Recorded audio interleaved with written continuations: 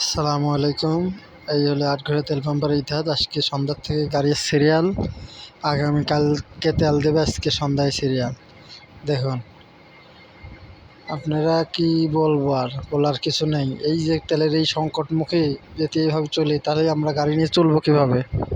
দেখুন, হ্যালো, এত সন্ধ্যার 7টার অবস্থা দেখতেছেন আপনারা, সকালের অবস্থা দেখে এই যে সকালের অবস্থা দেখেন, এই হলো ভোর 6টার অবস্থা। এই অবস্থা আগামী 5 তারিখে তেল নিতে হলে পরে কাগজপাতি ছাড়া কোনো তেল দেবে না। এটা পাম্প কর্তৃপক্ষের কথা। এখানে ম্যাজিস্ট্রেট এমন আইন বিশেষজ্ঞ সবাই থাকবেন এখানে, এছাড়া কোনো তেল দেবে না। আপনারা সবাই মনে করেন যে গাড়ির কাগজপাতি হেলমেট নিয়ে এসে সিরিয়াল দিবেন, তাছাড়া কিন্তু তেল পাবেন না, বুঝছেন?